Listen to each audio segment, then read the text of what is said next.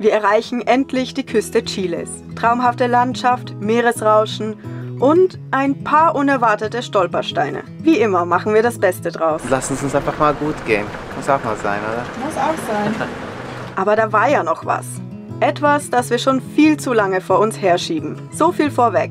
In Sachen Van-Ausbau sind wir etwas aus der Übung. Und es gibt eine zusätzliche Herausforderung. Es ist immer so ein bisschen Konfliktpotenzial bei uns.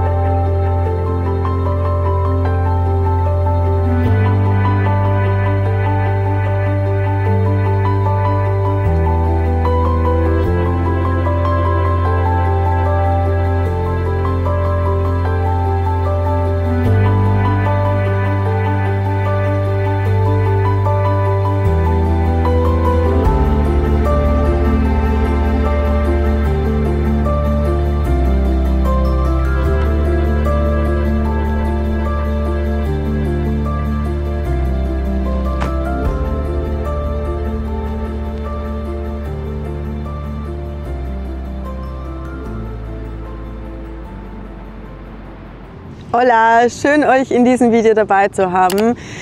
Ihr seht schon, wir sind an einem wunderschönen Spot angekommen, an der Küste Chiles. Es ist ein Traum. Eigentlich wollten wir hier zwar zum Surfen herkommen, aber auch schon gestern waren die Wellen einfach viel zu groß. Heute sieht es auch nicht gut aus. Aber auch so, diese raue Natur, dieser Pazifik mit den Wellen, das ist wunderschön. Wir genießen es auch so.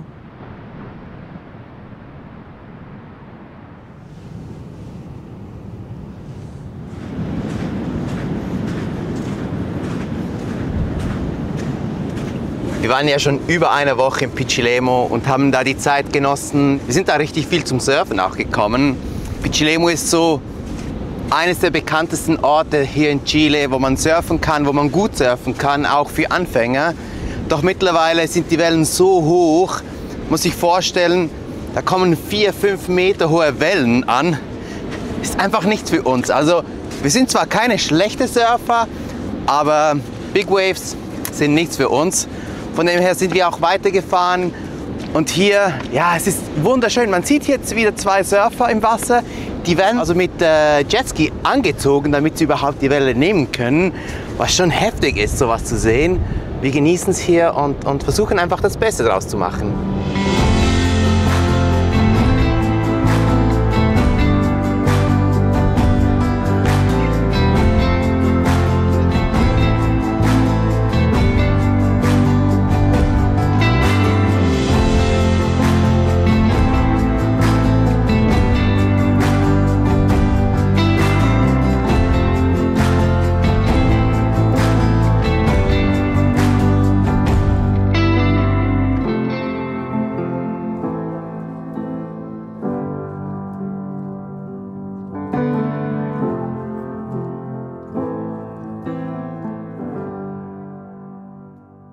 Man sieht, dass hier auch Teile des Strandes mittlerweile unter Wasser sind. Die Flut kommt rein und das macht auch die Zufahrt ein bisschen beschwerlicher. Also man merkt schon, dass bei Ebbe eben hier viel mehr Fläche trocken ist, was dann auch das Rein- und Rausfahren einfacher macht. Aber bei Flut ist vieles unter Wasser. Ja, wir wollen ja heute noch weiter, dann gucken wir, dass wir loskommen, dass wir nicht durch Salzwasser fahren müssen. Man sieht hier Spuren von Fahrzeugen, die hier auch durch den Sand durchgefahren sind. Für uns ist das keine Option. Wir würden hier mit Jimmy einfach stecken bleiben. Der Sand ist viel zu tief und ja, ohne Allrad, ohne Differentialsperre geht das halt einfach nicht. Wir werden auch immer wieder gefragt, ob wir das vermissen, kein Allrad, keine Diffsperre zu haben. Und ja, es gibt wirklich selten mal einen Platz, wo wir sagen, wäre schon cool gewesen. Also zum Beispiel hier, wir haben einen wunderschönen Platz, aber man könnte sich dann auch vielleicht hier vorne hinstellen, näher zum Strand sein, was aber auch bedeutet, dass man näher zum Wasser ist. Mehr Salz ist immer so eine Kosten-Nutzen-Frage. wie viel Risiko will man eingehen, was will man dem Fahrzeug zumuten. Und bei uns war es ja auch damals, wie Jimmy gekauft haben, eine finanzielle Frage. Also für uns war es einfach schlicht nicht möglich, ein 4x4 Fahrzeug zu kaufen. Und von dem her, ja, wir sind mit Jimmy auf jeden Fall zufrieden und Jimmy hat uns bis hierher gebracht und wird uns hoffentlich auch noch ganz viel weiterbringen. Wir haben jetzt auch überlegt, wie wir hier am besten rauskommen. Nicht, dass wir uns aus Versehen im weichen Sand festfahren. Ich glaube, Roberto fährt jetzt einfach rückwärts hier zu diesem feuchten Sand. Ah, der Wind ist auch stark jetzt. Und hier kann er dann am besten wenden, weil hier ist es fester als da vorne oder hinten. Puh, was für ein Wind.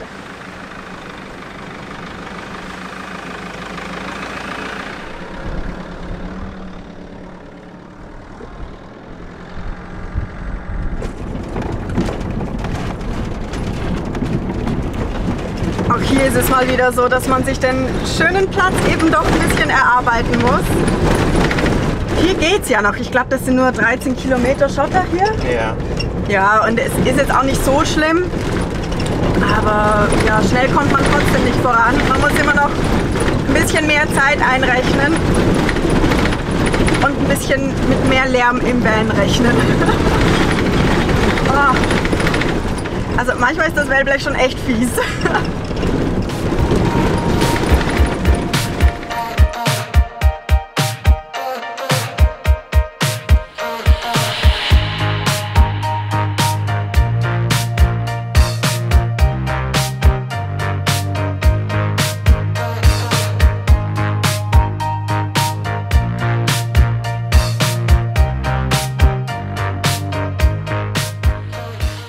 Entlang der Küste sehen wir hier auch immer wieder erstaunlich viele Eukalyptusbäume. Das hatten wir hier gar nicht erwartet. Man fährt teilweise wirklich durch so Eukalyptushaine durch.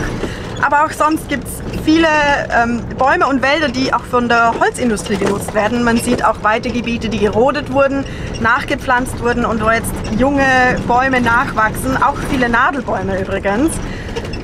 Ja, und was es hier gerade auch gibt, rund um diesen Strand hier, viele Nussbäume, die genutzt werden. Und was mich erstaunt hat, die haben eine ganz glatte Rinde. Ich weiß nicht, ob das ist, weil sie noch so jung sind oder ob das einfach eine andere Art ist. Weil, wenn ich mich richtig erinnere, bei uns in Europa haben die ja so eine eher grobe und sehr strukturierte Rinde.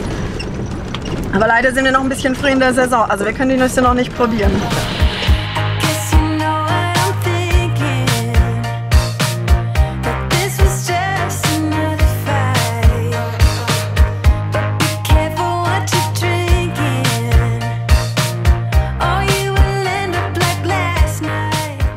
Wir sind wieder am Meer. Hier sind wir wieder, so schnell ging's. Naja, so schnell. Ja. Stunde. Hola, buenas.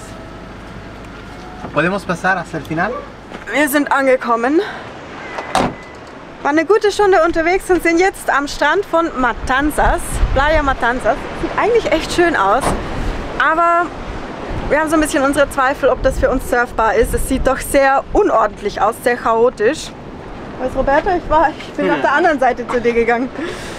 Ja, ich glaube, wir gucken mal, wie das hier jetzt so ist, was man da draus machen kann. Genau, ob wir noch ins Wasser gehen oder nicht. Oder ob wir uns einfach das Dörfchen anschauen. Ja, wir sind auf jeden Fall nicht alleine hier. Das ist ja schon mal gut, in guter Gesellschaft ist immer alles viel schöner. Von dem her, wir machen auch hier das Beste draus.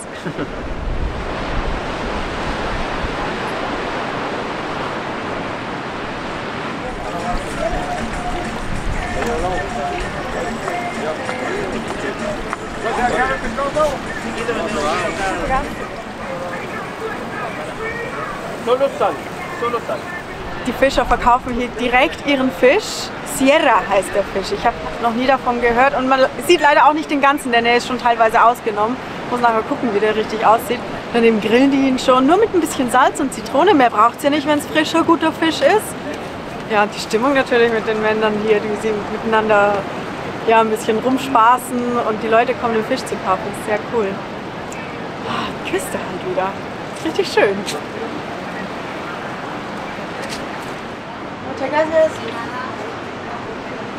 Natürlich müssen wir hier auch was essen.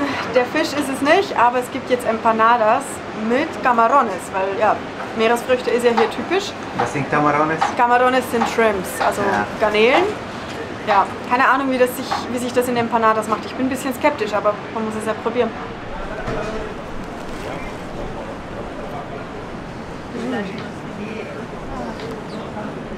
Käse ist gut.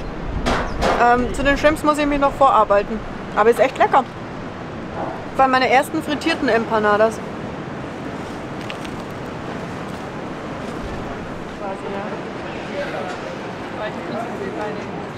Wir schlendern hier noch ein bisschen durch die Ortschaft. Viel gibt es ja nicht zu sehen. Aber wir suchen uns jetzt, glaube ich, ein Café und dann ja, genießen wir einfach ein bisschen hier den Nachmittag mit Freunden. Und lassen es uns einfach mal gut gehen. Muss auch mal sein, oder? Muss auch sein.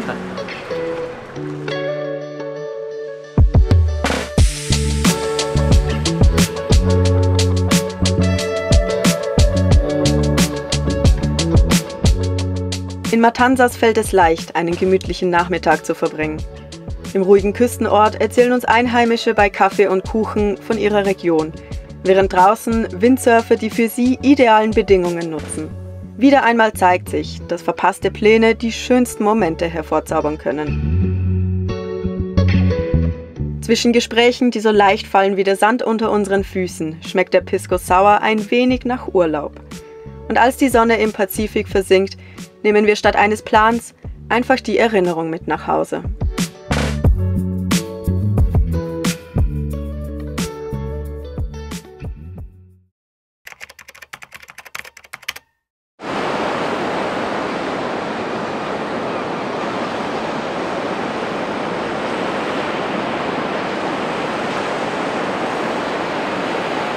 Gestern Abend war es ja noch richtig gemütlich, aber wir haben darauf geachtet, dass wir nicht allzu spät nach Hause kommen, auch wenn wir noch mal in der Bar waren.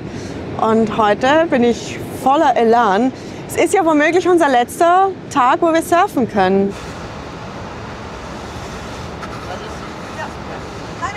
Während sich Jessie, Tina und Flavia fertig für Surfen machen, schaue ich mir das von hier draußen noch mal so ein bisschen an. Es sieht schon ganz okay aus, aber es ist auch ganz schön kalt, also nicht hier draußen, sondern im Wasser. Da haben wir etwa 14, 15 Grad. Ist für mich einfach am Morgen noch ein bisschen zu kalt.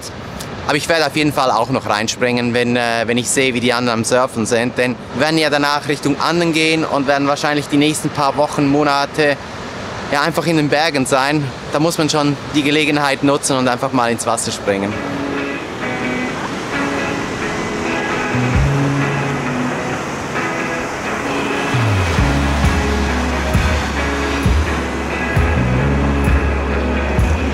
Ab ins kalte Nass.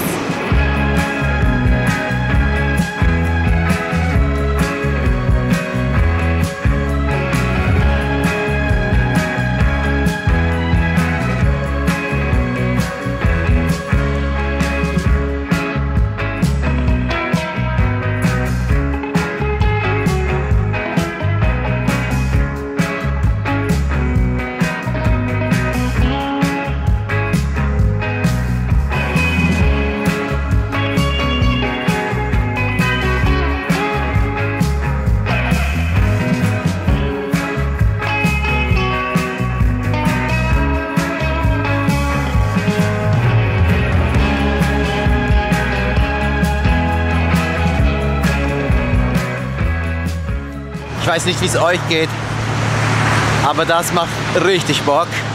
Also ich ziehe mich jetzt auch mal um und dann ab ins Wasser.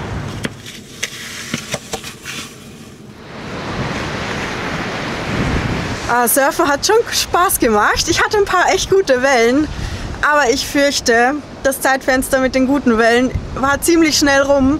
Roberto ist jetzt auch ins Wasser, aber das Wasser ist schon ziemlich kabbelig. Ich glaube, das wird recht schwierig, hier noch gute Wellen zu erwischen. Aber mal sehen. Wir sind mal gute Dinge und ich guck mal, wie es beim so läuft und zieh mich um.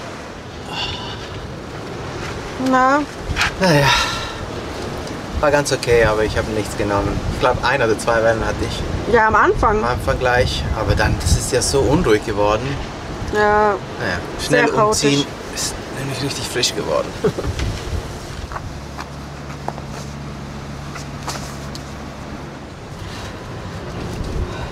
Mittlerweile ist es auch richtig kalt. Ich spüre richtig, wie ich durchfroren bin. Aber mit den Ponchos ist man ja wenigstens im Umziehen recht schnell. Und ja, da kann man sich auch richtig schön einkuscheln. Das Beste ist, wir nutzen die Ponchos ja nicht nur einfach nach dem Surfen, sondern sie sind auch ideal für den Gang von und zur Dusche auf Campingplätzen. Die Ponchos haben wir von Valleys & Hills, einem jungen deutschen Unternehmen, das von Christina und Andreas gegründet wurde, mit dem Ziel, schöne, aber eben auch nachhaltige Campingprodukte zu entwickeln. Und sie legen eben nicht nur Wert auf faire Lieferketten und Produktion in der EU, sondern neben der Produktqualität ist ihnen auch wichtig, dass entlang dieser Lieferkette faire Arbeitsbedingungen bestehen. Neben den Ponchos verwenden wir außerdem auch die Reisehandtücher von Valleys & Hills. Das schon seit mittlerweile 3 Jahren und wir sind immer noch so begeistert wie am ersten Tag. Wie die Ponchos bestehen auch die Reisehandtücher zu 100% aus Bio-Baumwolle und sind komplett plastikfrei. Mit den praktischen Gummibändern lassen sie sich gut verstauen, aber auch die bestehen aus Naturkautschuk. Somit sind sie die perfekte Alternative zu Mikrofaserhandtüchern, denn sie trocknen mindestens genauso schnell, aber sie sind so viel angenehmer auf der Haut. Vielleicht sucht ihr ja auch noch nach perfekten Handtüchern für eure nächste Campingreise oder ihr wollt auch solche coolen Ponchos, dann schaut unbedingt im Shop von Valleys & Hills vorbei. Da findet ihr außerdem noch weitere sehr schöne Campingprodukte. Dazu scannt ihr am besten unseren QR-Code ein oder ihr klickt auf den Link in der Videobeschreibung. Wir machen uns jetzt langsam fertig. Wir wollen ja heute noch weiterfahren. Wir wissen noch nicht ganz genau, wo wir hinfahren, aber da finden wir sicher noch was. Auf jeden Fall machen wir mal den Wein fertig. Gestern sind wir noch recht gut vorangekommen und sind bis kurz vor die Hauptstadt Santiago de Chile gekommen. Wir sind auch weiter mit Flavia und Tino unterwegs. Sie sehen sich heute die Stadt an. Wir haben sie schon mal gesehen, darum priorisieren wir heute was anderes. Wir wollen nämlich hier die Infrastruktur nutzen und wir haben ja ein paar Dinge am Van, die wir schon lange vor uns herschieben.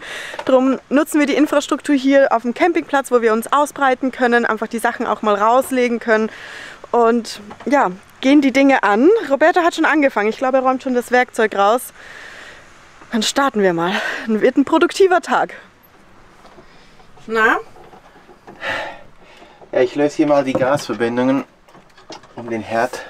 Hast du gesagt, dass wir den Herd? Noch nicht. Noch nicht? Ja, der funktioniert gar nicht mehr. Also die letzten 2 Tage hat nicht mal die kleine Flamme mehr richtig funktioniert. Wir mussten immer den Knopf gedrückt halten. Und wir haben ja schon seit ein paar Wochen unseren neuen Herd mit dabei, aber wir hatten einfach keine Zeit. Das machen wir heute, oder? Und hier ist das gute Stück. Vielen Dank auch an Alfred und Simone, an Lenas Eltern, die es möglich gemacht haben, dass wir den Herd jetzt überhaupt hier haben, dass ihr das mit dem Gepäck organisiert habt und alles. Also es ja, ist uns sehr viel wert. Vielen Dank dafür. Jetzt schauen wir, dass wir den alten Herd rauskriegen, damit wir den neuen eben einbauen können. Und ich glaube, das Rausholen wird auch eine Challenge. Ja, weil der ist ja mit Sika quasi befestigt. Ja. Das müssen wir irgendwie abschneiden oder so. Ich habe keine Ahnung. Wir haben uns extra Blades gekauft, damit wir das irgendwie rausbekommen. Ja. Mal schauen. Das wird schon irgendwie. Irgendwie geht das schon.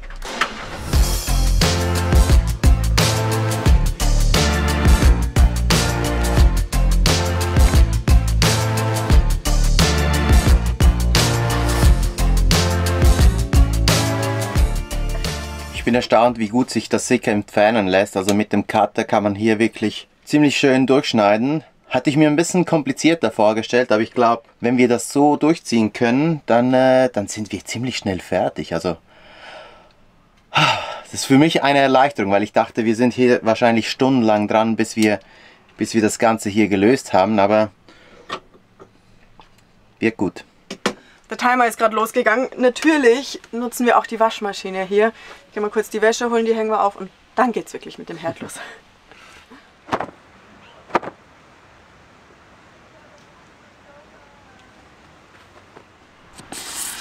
Brauchst du noch Hilfe? Ja, wäre nicht schlecht. Okay, komm mal.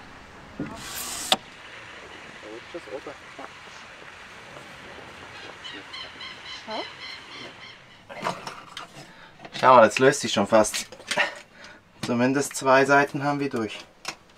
Ja gut, die hinterste, da kommen wir schlecht ran. Ich frage mich, wie wir da hinten rankommen. Gar nicht. Ja, wir müssen das. Also irgendwie. Soll ich es rausziehen? Zieh es raus, es löst sich ja schon Aber fast. ich habe Angst, dass das Holz kaputt geht. Das habe ich auch. Kannst du nicht vielleicht einen Schnitt wenigstens ansetzen? Hinten so ganz versuchen. schmal.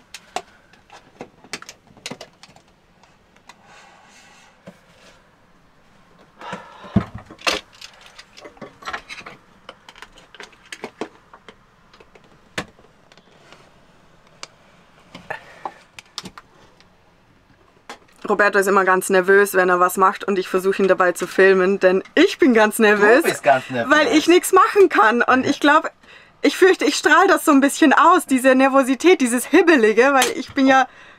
Oh, Klinge gebrochen. Nee, ja, die Klinge. Ja, weil ich gerne selber auch halt handwerklich auch gerne was mache und da mithelfen möchte und ich von außen betrachtet weiß man ja immer besser, wie man Sachen machen kann. Und dann bin ich so immer, ja, probier's doch da, probier's doch so und ja, ist immer so ein bisschen Konfliktpotenzial bei uns. Wir haben da richtig viel Sticker dran geklebt. Damit es auch ja gut hält. Ja. Ja, jetzt kommt's. Oh, Wieder abgebrochen. wieder abgebrochen. Oh. Yeah! Endlich ist es weg! Ach, Und was für eine Sauerei hast du hinterlassen? nee, das geht eigentlich. Oh, sehr gut.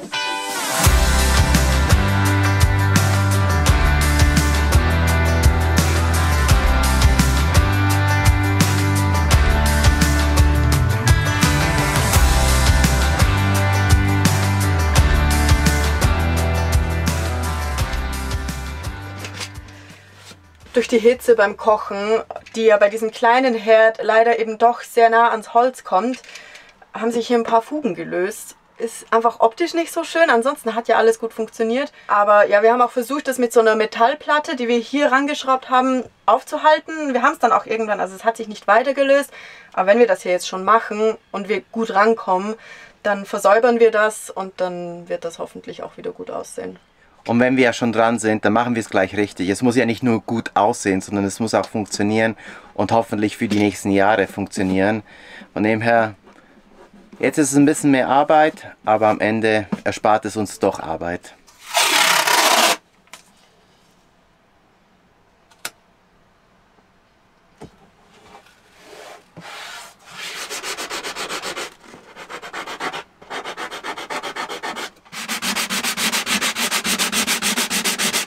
Bei Fummelarbeit und Schleifen sind wir uns wenigstens einig, da darf ich ran. Aber ja, auf jeden Fall, jetzt haben wir mal grob die Klebereste abgeschliffen und jetzt gehen wir fein drüber und mit dem Fein gehen wir auch ein bisschen mehr über die Arbeitsplatte, weil dann können wir die so auch gleich erneuern und ein paar Hicks rausschleifen.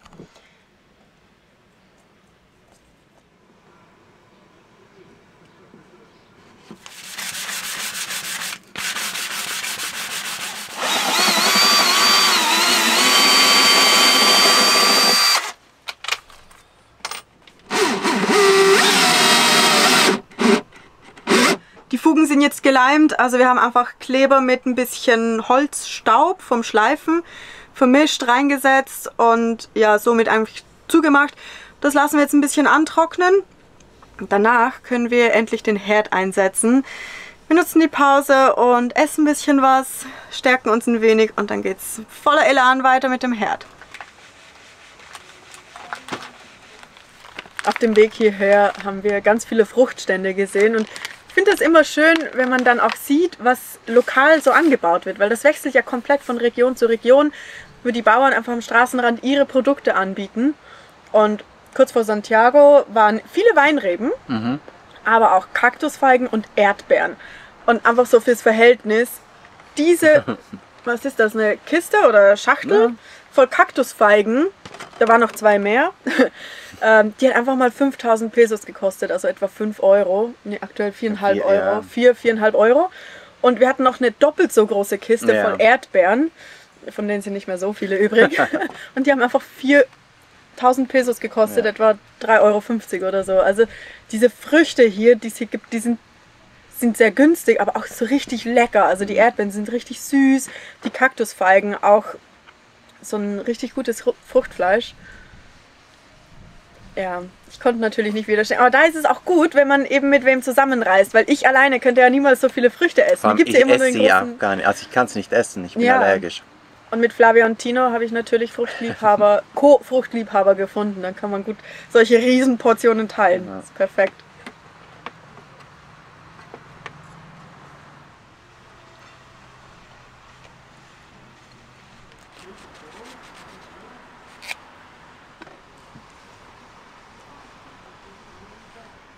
Frühstück hat richtig gut getan. Jetzt setzen wir das rein und kleben das, oder? Ja. Mehr müssen wir nicht machen. Auf jeden Fall passt immer noch die Größe, das ist schon mal Ja, gut. die Größe passt. Die Knöpfe sind ein bisschen anders und irgendwie... Hä? War das schon immer so? Nee. Keine Ahnung. Vielleicht wenn wir das beschweren, dann passt das.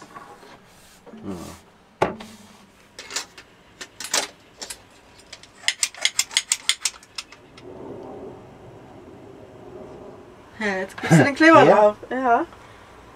Boah. Ja, wie beim letzten Mal eigentlich. Ich kann mich nicht mehr daran erinnern. Ja, wir hatten ein bisschen Schlangenlinien. Nee, das wird ja so gut sein. Ist lange her. Ja.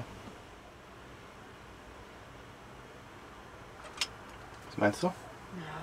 Passt's? Es wirkt zu wenig, aber...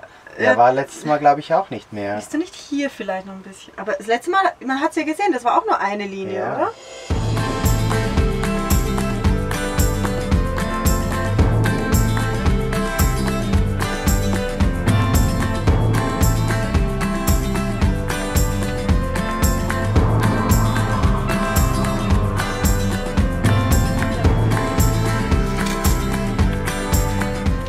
Jessie bessert noch die Fugen ein bisschen aus und dann werden wir das Ganze beschweren. Hier oben haben wir noch einen Ventilator hingestellt, damit ja, der ganze Gestank rauskommt.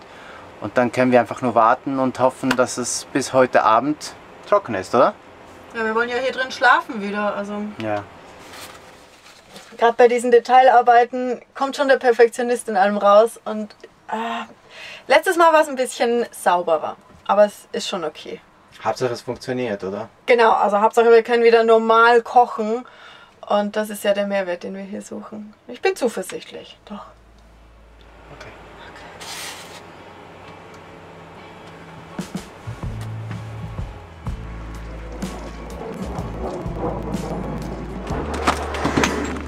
Der Pool muss noch einen Moment warten.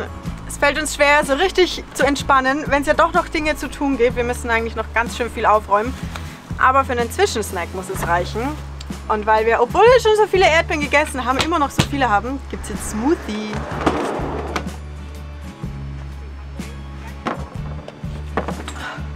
Für das haben wir wieder Zeit. Ja, für das schon. Für den Pool nicht, aber für Smoothie schon.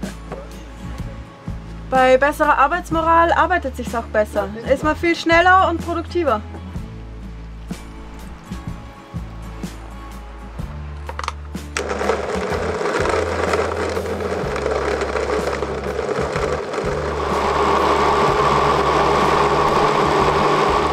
Jetzt hat man auch wieder Energie, um den weiteren Task in Angriff zu nehmen. Nämlich, wir wollen den alten Herd auseinandernehmen, damit wir die Ersatzteile auch nutzen können, falls der Herd wieder mal spinnt. Was wir hoffen, also was wir auf jeden Fall nicht hoffen, weil... Das wird nicht passieren, aber ja, solange man was verwerten kann, wieso nicht machen? Genau, besser haben als brauchen. Ja.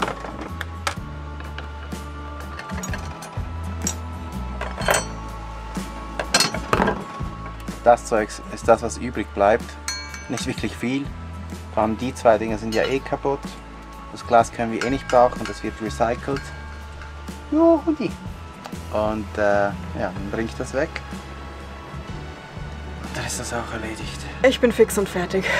Wir sind fix und fertig. Das hat sich jetzt ewig gezogen. Vor allem haben wir ja gesagt, wenn wir schon so am Van arbeiten, machen wir gleich einen Grundputz. Das alles ausräumen, einräumen, putzen. Das dauert immer Ewigkeiten, bis man fertig ist. Die Sonne ist schon unter oder geht gerade unter. Das ist einfach mal ein Tagesprogramm. Naja, aber wir haben gewaschen, wir haben den Herd eingebaut, Ja, wir haben aufgeräumt, geputzt und jetzt kochen wir noch was. ja. Das machen wir aber noch nicht auf dem neuen Herd. Nein. Der soll ja, was, 10 bis 24 Stunden, glaube ich, Ja, also der Sika sollte... so lange trocknen. Ja, dann lassen wir das lieber noch. Wir beschweren es auch weiterhin über Nacht. Und dann setzen wir ihn morgen das erste Mal ein. Und heute benutzen wir ja, unseren Campingkocher. Danke Basti und Sveni Ja. für die Pulle. Ja, und wahrscheinlich machen wir einfach Nudeln, oder? Ja. Kein Bock, um lang zu kochen. Was will man?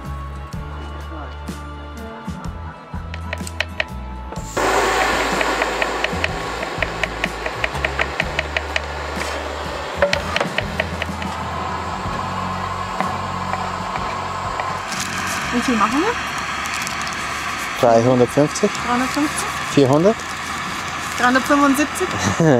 Ja. Jesse und ich diskutieren immer wieder, wie viel Gramm Pasta man machen muss. Also ich finde, 370, 380 ist so eine gute Menge. Jesse will immer weniger machen. Ich weiß nicht. Wie viel macht ihr? Schreibt es doch unten in die Kommentare. Also für 2 Personen, also wären es etwa 180, 190 pro Person, 190 Gramm. Ist das zu viel? Also es ist ja nicht so, als würden wir es nicht auch essen, wenn wir viel machen. Das ist selten ein Problem. Ich glaube, wir hatten noch nie Pasta übrig. Nee. Das passiert bei uns nicht.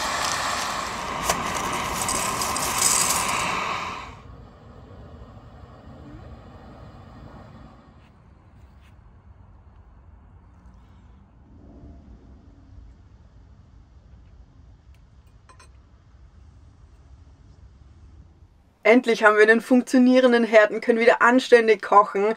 Wir sind auf jeden Fall zufrieden mit dem Ergebnis, aber wir müssen jetzt auch schon den Van fertig machen, denn wir müssen in die Werkstatt. Wie das läuft, das seht ihr im nächsten Video. Wir hoffen, dass ihr da dabei seid und vielleicht auch unseren Kanal abonniert, damit ihr das Video nicht verpasst. Liked und kommentiert gerne und dann sehen wir uns im nächsten Video. Hasta luego! Hasta luego! Und let's surf! Nein, ich bin. Aha, ich dachte, Sie waren stoßen mir an mit dem Kaffee.